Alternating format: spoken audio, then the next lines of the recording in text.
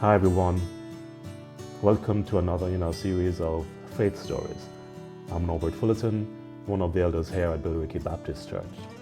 And with me today, Mel, welcome. Thank you.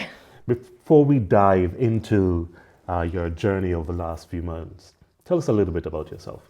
Okay, so I'm Mel. I grew up in this church since I was a little teeny tiny tot, and I went through all the children's groups in the church until I was 18. I then went off to university, studied early childhood, came back for a short while and went on a crazy adventure.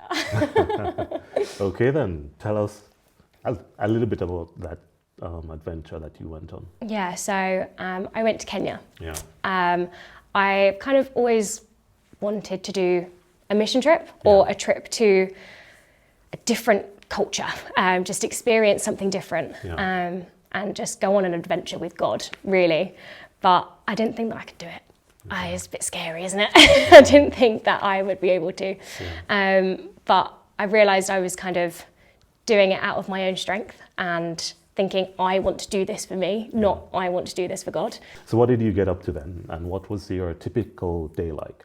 Okay, so what I did and what I applied to do were two very different things. Okay.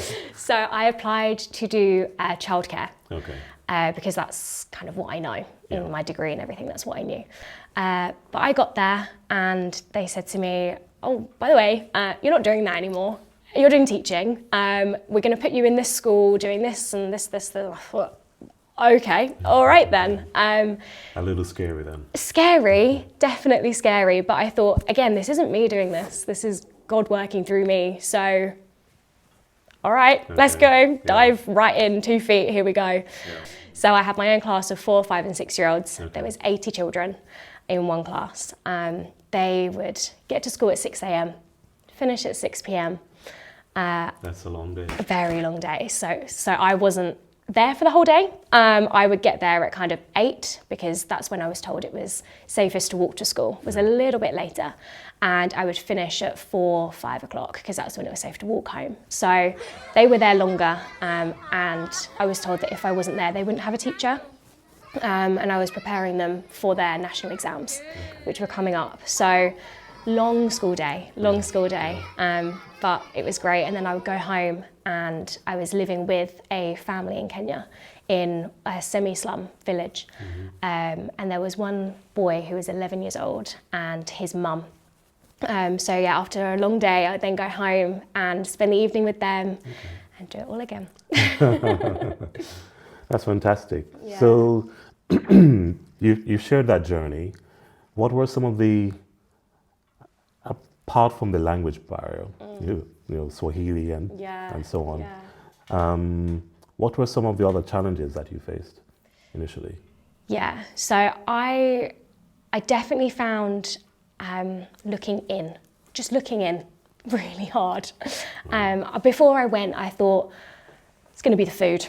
The food is I'm not going to be able to do it, and it's going to be the bucket showers. I can't do that.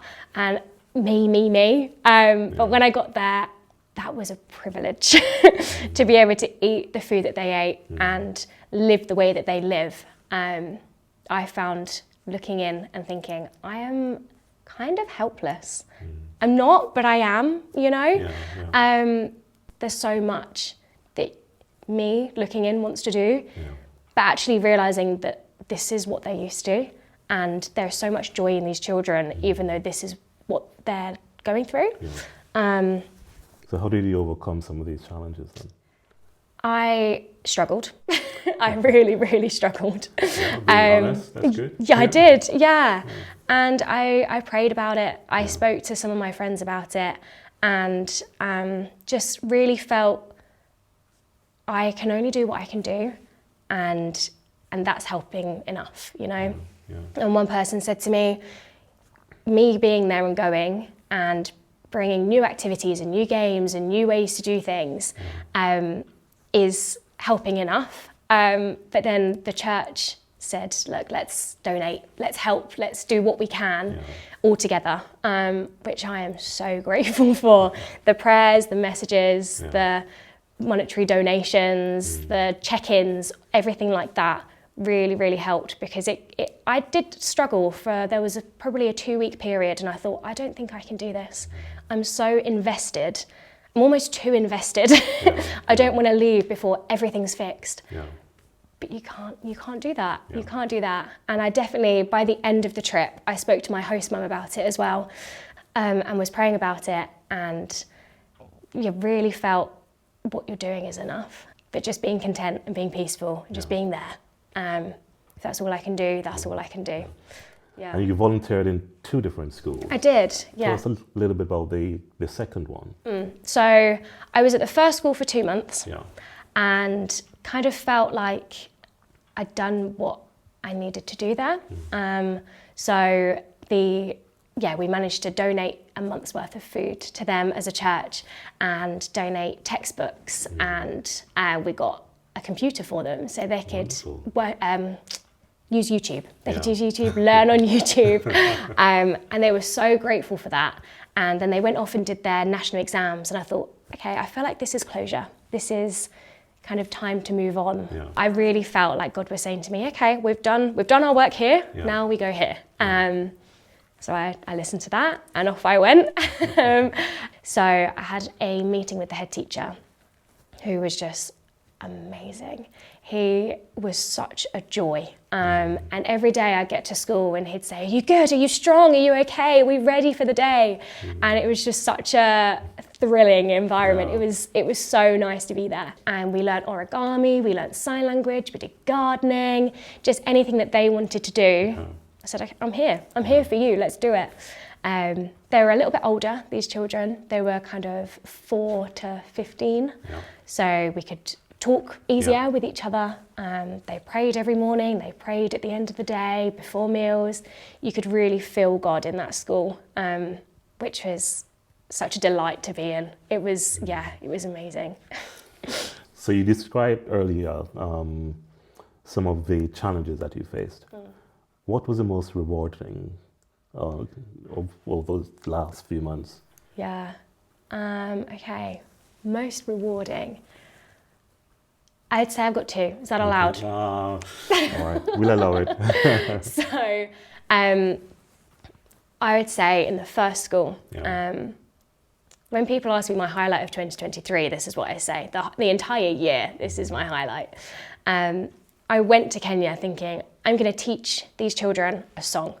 That's what I want to do. A song that they'll remember when they're older, and they can teach their children, or that's what I want to do. So wrote a song I found a song about self-worth and loving your body. And I thought, that's the one. That's what I'm going to teach them. And then I got to the first school and I thought, these children don't know English. This is going to be a challenge. So changed the words slightly. So it was a little bit easier. And taught these children this song. And it was all about your body. So we had to do lessons on what a body is, about self-image, about portrait, about differences between one person and another. And there was a lot of work that went into it that you might not necessarily see.